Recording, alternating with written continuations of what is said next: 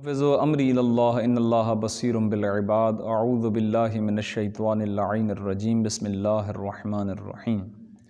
الحمد للہ وکفیٰ وسلام علی عبادہ الذین اصطفیٰ الذین اذھب اللہ عنہم الرجس وطہرہم تطہیرا اللہم صل علی محمد وآل محمد وعجل فرجہم اما بعد فقد قال اللہ تبارک وتعالی فی کلامہ المجید وفرقانہ الحمید بسم اللہ الرحمن الرحیم یا ایہا الذین آمنوا کتب علیکم الصیام کما کتب علی الذین من قبلکم لعلکم تتقون۔ معزز سامعین، سورہ مبارکہ بقرہ کی آیت نمبر 183 کے ضمن میں روزے اور رمضان سے منسلک چند باتیں آپ کی خدمت میں پیش کی جا رہی ہیں۔ گزشتہ درس کے اندر آپ کی خدمت میں لفظ رمضان کے سلسلے میں گفتگو ہوئی اور بڑی احتیاط سے، کیونکہ گزشتہ درس کے اندر پیش کیا گیا کہ اس مہینے کا نام جو ہے وہ انفرادی طور پر نہ لیا جائے، یعنی اکیلے لفظ رمضان نہ کہا جائے، ماہ رمضان، رمضان الکریم وغیرہ۔ تو ماہ رمضان کو رمضان سے کیوں موسوم کیا گیا ہے، اس کی چند وجوہات آپ کی خدمت میں اور اقوال پیش کیے جا رہے تھے۔ آئیے اس سے اور ایک قدم آگے بڑھتے ہیں۔ فرماتے ہیں کہ رمضان کے نام گزاری کے سلسلے میں ایک وجہ یہ ہو سکتی ہے، ایک جملہ ہے بہرحال جو لفظ رمضان کے سلسلے میں پیش کیا گیا کہ ان العرب کانوا یرمضون اسلحتہم فی الشہر السابق لشوال حیث یقاتلون قبل اشہر الحرم۔ فرماتے ہیں کہ عرب رمضان کا مہینہ جو شوال سے پہلے ہے، اس میں اپنے اسلحے کو مرتب کیا کرتے تھے، اپنے ہتھیار، تلوار، نیزہ وغیرہ، تاکہ شوال کے مہینے میں کہ شروع ہوتے ہی وہ ظاہر جنگ، اور جیسا کہ بعض مہینے ایسے ہیں کہ جن کو محترم مہینے گردانا گیا ہے اور ان میں کفار کے ہاں بھی جنگ کرنا حرام تھا، ان میں ایک ماہ رمضان بھی ہے، ماہ محرم کا بھی اسی کے اندر شمار ہوتا ہے۔ تو وہ شوال کے مہینے سے جنگ شروع کرتے تھے، اور یہ بھی تاریخ کا حصہ ہے کہ گزشتہ زمانوں میں جیسے دور عرب جاہلیت کے ادوار کے اندر سالوں سال قبیلوں کے درمیان جنگیں جو ہے وہ جاری و ساری رہا کرتی تھی۔ تو شوال کے مہینے میں وہ جنگ کیا کرتے تھے، تو ایک مہینہ پہلے وہ اپنے ہتھیار کو مرتب کیا کرتے تھے، تیار کیا کرتے تھے۔ یرمضون اس سے لفظ نکلا ہے، اسی وجہ سے اس ماہ کا نام رمضان رکھا گیا ہے۔ یہ بھی ایک قول ہے، یعنی رمز اسلحہ، رمضان یعنی اسلحہ کے مہینے کو، اسلحے کو تیار کرنا، مرتب کرنا، اس کی صفائی کرنا تاکہ اس کے ذریعے سے جنگ کی جا سکے۔ خلاصہ گفتگو یہ کہ جتنے بھی اقوال آپ کی خدمت میں پیش کیے ہیں، جو بھی وجوہات ہوں، یہ ساری ہمارے لیے نصیحتیں اور دقت اس میں برتنے کی ضرورت ہے۔ مثلا فرض کرتے ہیں کہ اگر جیسا کہ پہلا قول تھا اور یہ طے شدہ امر ہے کہ رمضان اسماء حسنہ الہی ہے، یا مثلا جیسا کہ پیغمبر اسلام کے زمانے میں ایک صالح اور متقی شخص کا نام ہے، مثلا اگر اس سے بھی لیا گیا ہو، تو ہمیں یہ چاہیے کہ اس مہینے میں خدائی اخلاق اور خدائی خصلت سے ہم اپنے آپ کو آراستہ کریں۔ اگر یہ اس میں پروردگار ہے جیسا کہ ہے، تو ہمارے اندر وہی صفت آنی چاہیے۔ تفصیل طلب موضوع ہے، لیکن چونکہ یہ شارٹ کلپس کی صورت میں آپ کی خدمت میں دروس پیش کیے جا رہے ہیں اور طولانی درس بہت کم افراد سنتے ہیں۔ دیکھیں، پروردگار عالم کی صفات سے اپنے آپ کو آراست کرنا یہ بہت اہم موضوع ہے، ایسا ہونا چاہیے۔ واقعات کی کتاب کے اندر ایک نقل شدہ ہے بہرحال کہ مرحوم آقا بہجت، جو ایک بہت بڑے عارف عالم گزرے بزرگ، مولا امام علی رضا علیہ الصلوۃ والسلام کے صحن حرم میں تشریف فرما تھے۔ اکثر آپ کی زبان پر ایک ورد رہا کرتا تھا، یا ستار العیوب، یا ستار العیوب،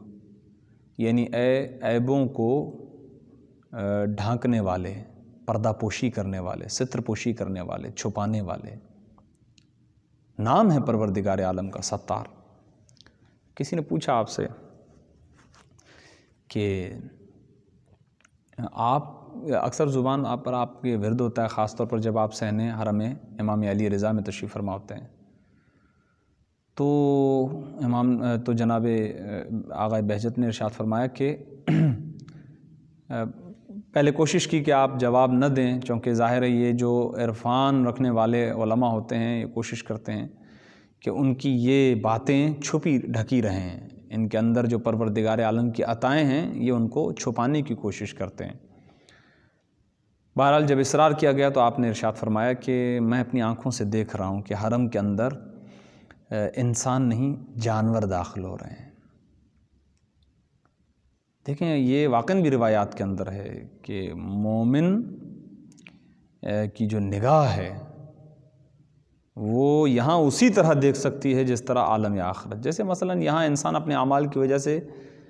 کسی ایسے مقام تک پہنچ گیا گویا جانور، تو عالم قیامت میں وہ جانور ہو کر محشور ہوگا۔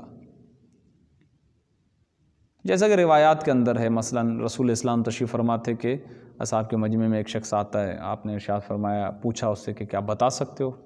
یعنی جب وہ آ رہا تھا اس کی آنکھیں لال تھی، دھسی ہوئی تھی، ایسا لگتا ہے ساری رات کا جاگا ہوا، گریہ و زاری عبادت میں مشغول۔ آپ نے ارشاد فرمایا کیا بتا سکتے ہو ان میں جنتی کون ہے اور جہنمی کون ہے؟ کہا بالکل یا رسول اللہ میں بتا سکتا ہوں۔ ابھی اس صحابی نے اپنی انگشت مبارک کو بلند ہی کیا تھا، رسول نے ارشاد فرمایا بس۔ یعنی ایک مومن اپنی ریاضت کے ذریعے سے، اپنی عبادت کے ذریعے سے، مناجات کے ذریعے سے یہ مقام حاصل کر سکتا ہے۔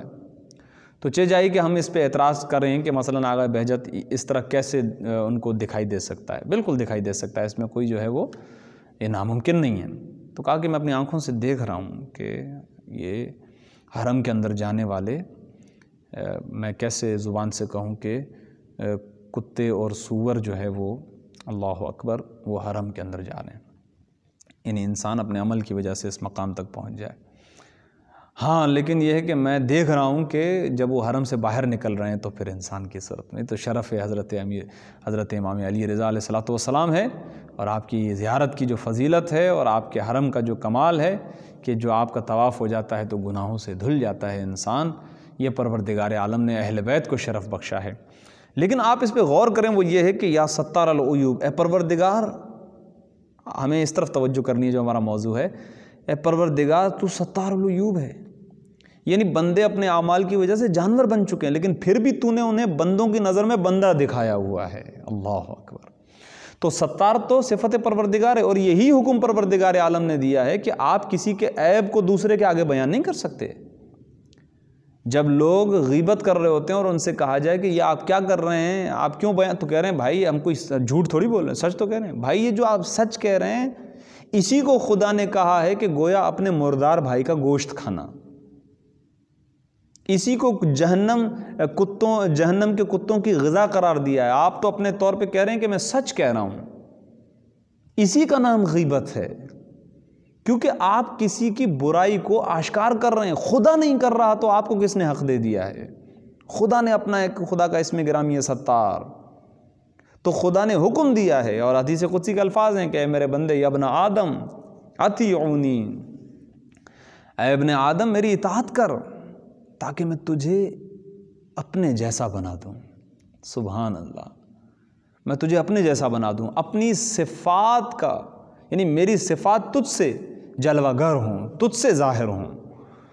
تو ہمیں اس بات کی کوشش کرنی ہے، ماہ رمضان اگر اس میں پروردگار ہے عزیزو، تو ہمیں اس بات کی کوشش کرنی ہے کہ خدا کی یہ صفت، یہ خصلت ہمارے اندر آ جائے اور ہم اپنی معنوی اور انسانی صلاحیت کو اجاگر کریں۔ تو ایک یہ فرض ہے۔ دوسرا ہے کہ اگر مثلا فرض کرتے ہیں کہ اسے رمضان سے لیا گیا ہے، جیسا کہ ہم نے پیش کیا تھا کہ گرمی کی شدت سے پتھروں کا جلانا، فرض کرتے ہیں اگر اس سے لیا گیا ہے تو ہمیں بھی سختیاں برداشت کرنے کی صلاحیت پیدا کرنی ہوگی، اور ان سختیوں کو تحمل کر کے اپنے گناہوں کو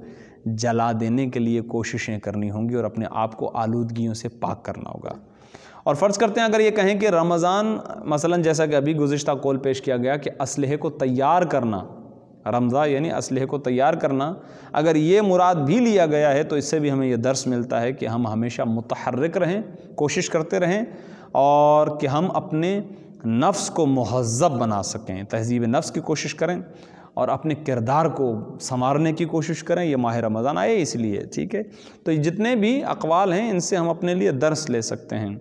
اور اپنے دشمنوں کو بھگا سکیں اور اپنے نفس کو پستی کی طرف جانے سے روک سکیں، کیونکہ یہ مہینہ آیا ہی اس لیے ہے تاکہ پروردگار عالم آپ کو کمال تک دیکھنا چاہتا ہے۔ آپ اپنے عمل کو مضبوط سے مضبوط بنائیں۔ دعا کرتے ہیں پروردگار عالم سے کہ ہمیں ماہ رمضان کی اہمیت کو سمجھتے ہوئے اپنے عمل کو قوی کرنے کی توفیق عطا فرمائے، گناہوں سے پاک ہونے کی توفیق عطا فرمائے اور ہمارے گناہوں کو معاف فرمائے، ہمیں عملی طور پر مضبوط اور مستحکم بنا دے۔ پروردگار ہماری تمام عبادتوں کو قبول فرمائے، زمانے کے امام کے ظہور میں تعجیل فرمائے اور ہمیں امام کے آوان اور انصار خاص میں شمار فرمائے۔ ربنا تقبل منا انک انت السمیع العلیم، ما شاء اللہ لا حول ولا قوة الا باللہ العلی العظیم۔